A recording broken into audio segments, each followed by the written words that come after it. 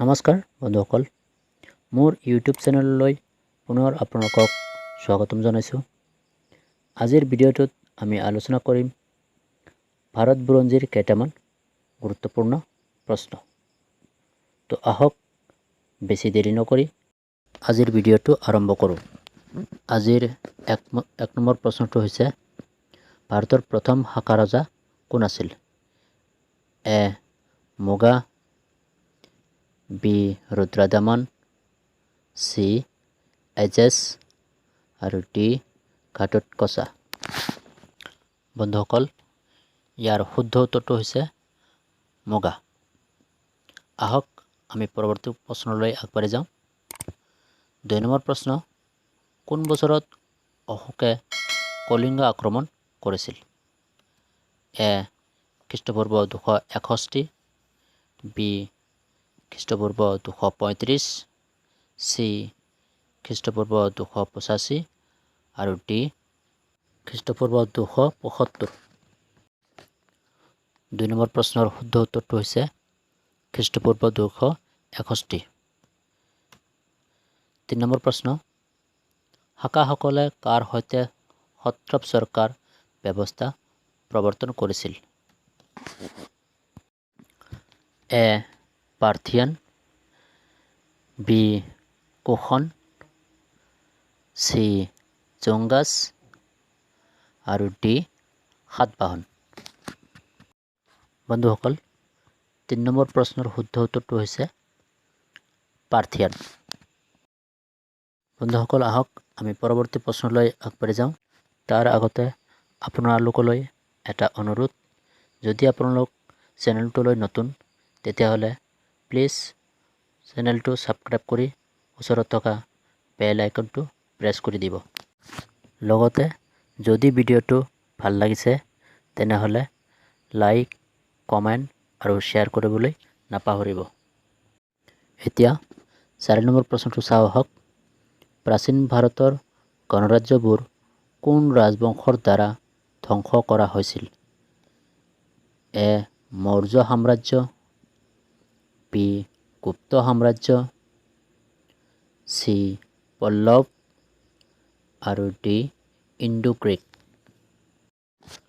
বন্ধুসকল, 4 নম্বৰ প্ৰশ্নৰ শুদ্ধ উত্তৰটো হৈছে গুপ্ত সাম্ৰাজ্য।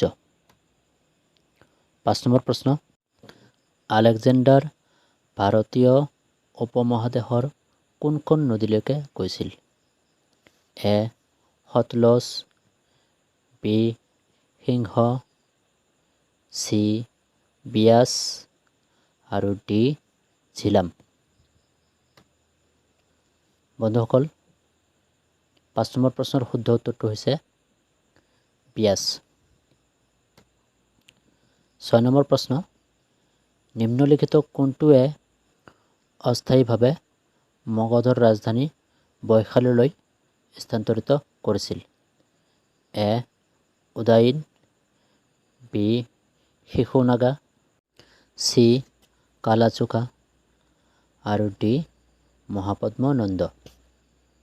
6 নম্বৰ প্ৰশ্নৰ শুদ্ধ উত্তৰটো হৈছে শিশুনাগা।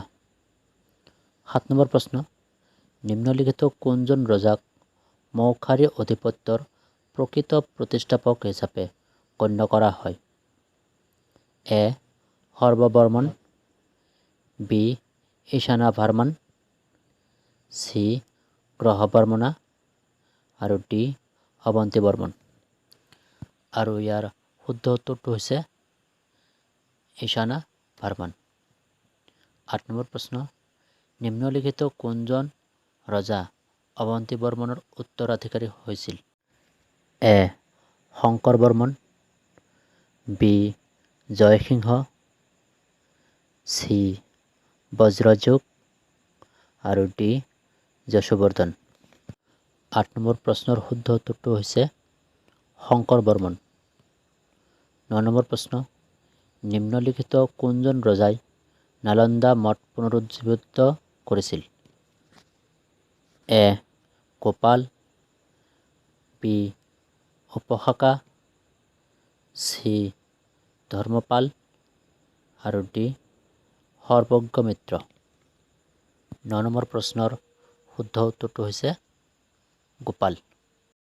বন্ধুসকল, আজিৰ ভিডিঅ'টোৰ শেষৰ 10 নম্বৰ প্ৰশ্নটো হৈছে হিন্দু সভ্যতাৰ আটাইতকৈ ডাঙৰ অট্টালিকা কোনটো আছিল? এ এখন শস্য ভাণ্ডাৰ। বন্ধুসকল টাইপিং মিষ্টেকৰ বাবে ক্ষমা কৰিব। ইয়াতে এজন শস্য ভাণ্ডাৰ নহয়, এখন শস্য ভাণ্ডাৰহে হ'ব। বি মহান স্নান।